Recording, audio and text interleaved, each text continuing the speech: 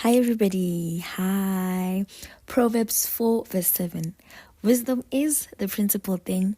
Therefore, get wisdom. And in all you're getting, get understanding. And with that, I'm saying, welcome, welcome, welcome. Welcome to Got You, a platform to learn, unlearn, grow in understanding and in love as far as relationships are concerned. And thank you so much for tuning in.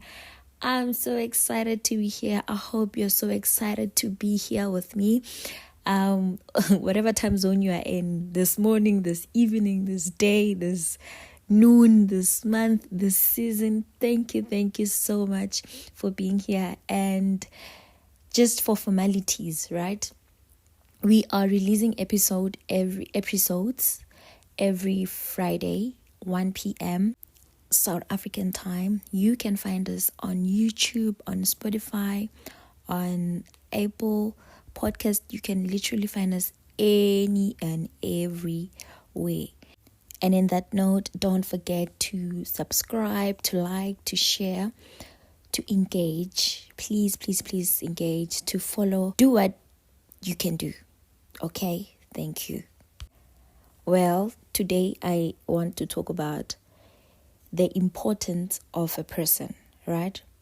Is a person important in your life because of bloodline, or because of bond, the bond that you guys share, or because of covenant, the covenant you guys made? So here's a dilemma, right? There's been a picture making rounds on the socials. So in this picture, there's a mom, there's a kid, and there's a spouse, right? And you are the person who they're all connected to. So the question was or is, who would you save? You only have one chance to save one person. And there's your mom there, there's your baby there, and there's your spouse. So now, most of the people said they would choose their mom. Okay, that's fair. Obviously, it's their mom. It's really fair.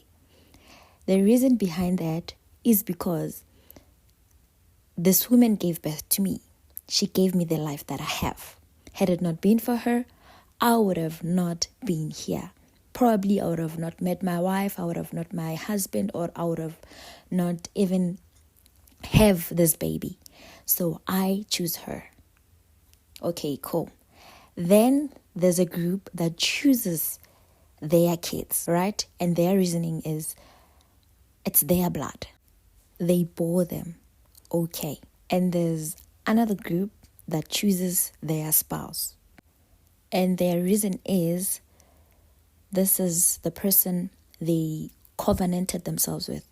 They didn't covenant themselves with their babies. They didn't covenant themselves to their mother. This person is the one they chose for themselves. So they say they're choosing them. And another reason for the other group, right? For the mother to be chosen is that you can have another wife, you can have another kid, but you cannot have another mother. Which is valid. Really, it is valid.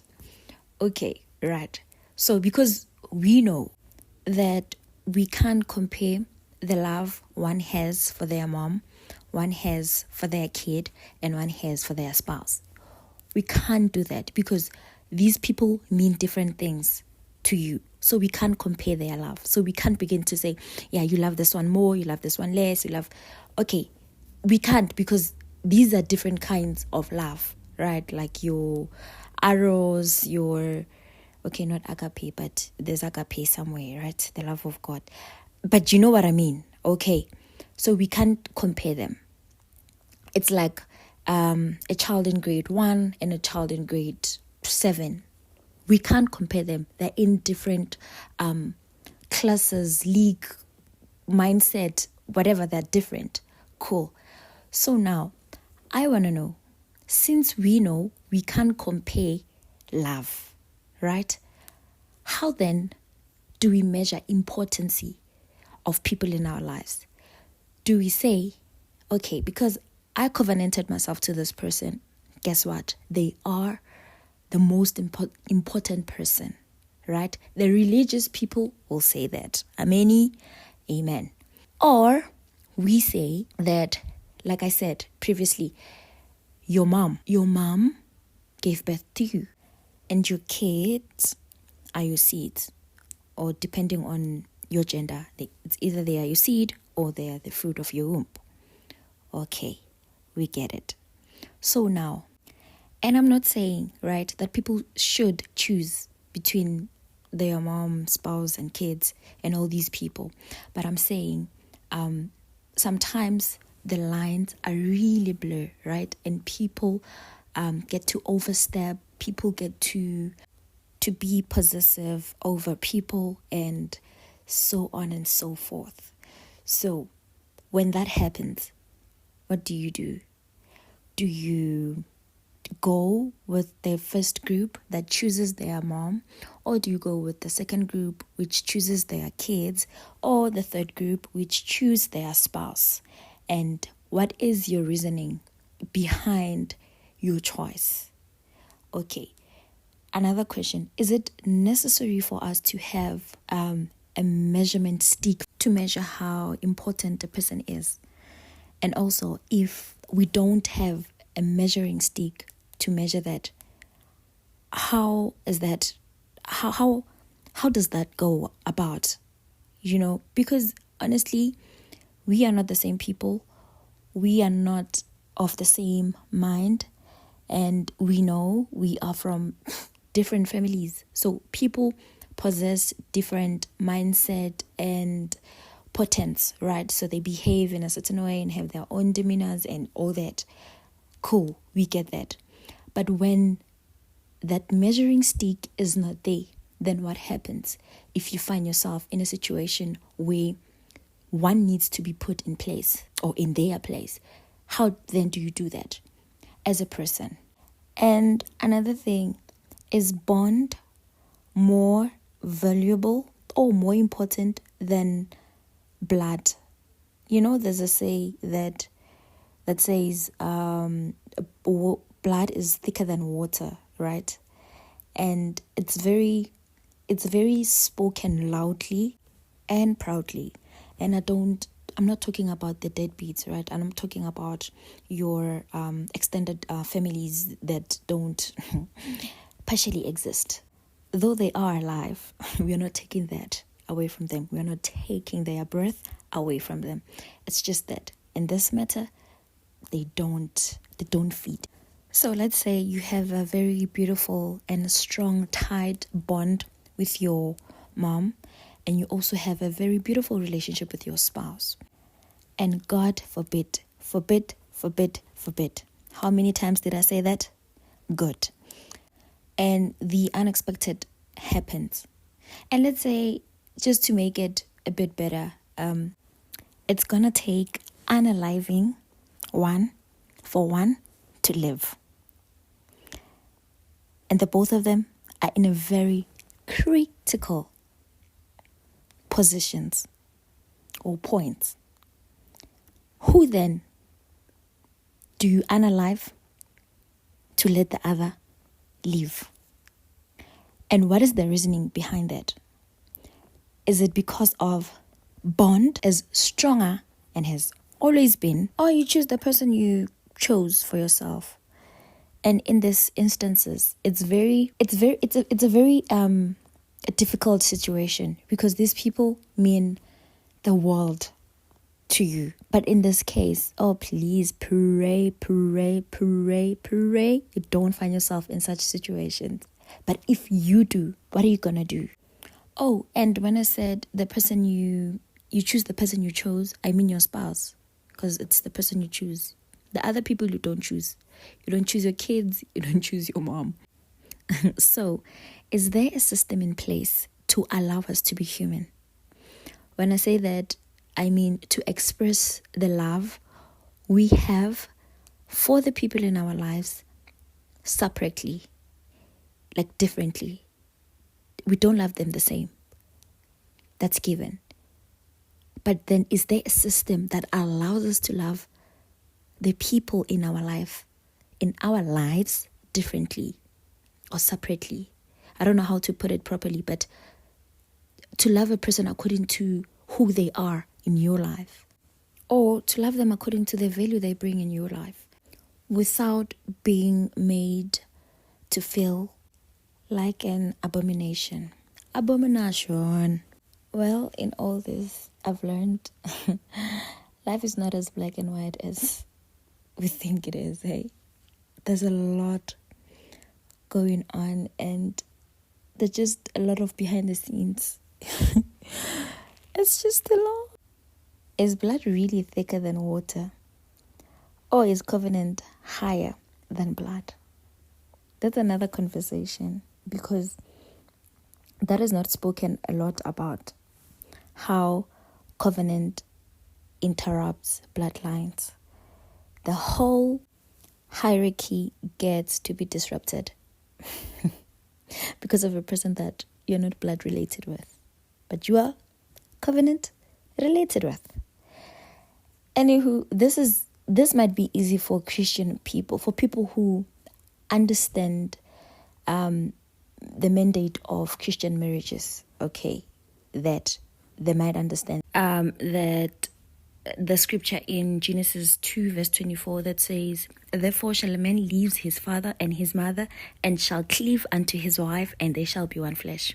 That's one of the core values or doctrines that marriages are built on in the Christian communities, right? So they might understand it better. That's why I said that. They might understand it a little bit better. But with other people who are not, or they might be Christian, but who are not Christian like that, who do not have the same understanding as most of the people do, what do we do in their case, right? It's a difficult thing, because also as people, as communities, right, we close off our walls for other people to get in. For example, I'm just going to do a typical example with Christians. What I'm doing now, right, or what I'm saying now, if I include other people in this that I'm saying, it's like, you're not Christian. But really, we are to be the light in the world, the salt in the world. I mean, if all of us are salt and we're just salting around and rubbing each other as salt, and then the world is there dry and tasteless, what's our point? What is the point of our kingdom? What is the point of all these? So it is very vital to think of people outside of our communities and people outside of our walls. Anywho, how do you measure somebody without undermining the other? You know, how do you measure the importance? So in this case, right, I kept quiet about the baby, because the baby, normally babies are not as possessive as the other people. So that's why their case was laid down, because, oh, mine, they're just babies. They know nothing. So that's why their case is off the shore for now. But man, these things need to be discussed, because as people in general, let me just say, as people in general, we get ourselves in situations and it's quite impossible to pick right or to choose right, because either or, there are consequences of your choices. There's always consequences. If you choose this person, then you have to deal with their whatever. You have to tolerate them. You have to whatever. And if you choose the other person, the same thing happens. And now it's like you have to choose a struggle. Choose a struggles, Mandela. We would really like to hear how, if you found yourself if you were, like in real life, if you were in such a case, how did you maneuver that? How did you navigate that? And after your choice, how's everybody doing? Is your house still intact, or it's bent down, or what's happening? You know, I would like you to engage with us if you've been in such a situation where you had to choose and you had to uncomfortably build boundaries. We would really like to hear that. I would really like to hear a different tactic, maybe, that you used, and how's everything? Well, that's it for today. Thank you for tuning in, and man, I really appreciate you. Thank you so much. Thank you for the engagement from the previous episode. I really appreciate it, and it encourages me to continue to do me and to do God. And thank you so much. Well, don't forget, we are releasing episodes every Friday, 1 p.m. South African time, on various social platforms, your YouTube, Spotify, Pocket Cast, and many more. You know how they like to do that on posts? They'll be mentioning names of artists, and then they'll be like, and many more, to keep you thrilled. Well, and many more. Thank you so much. Don't forget to subscribe, to like, to comment, to share, to like. And also, for people using YouTube, please don't forget to also press the notification bell so that you're the first person to hear when we upload an episode. Okay, thank you. So we are the first. You guys are those people who are on the front row seat. You see, when someone is in the front row seat, front row line, you are that person. Thank you so much. And from myself and the team, we really appreciate you, and we love you so much. God bless, and have a beautiful week until we meet again. Bye.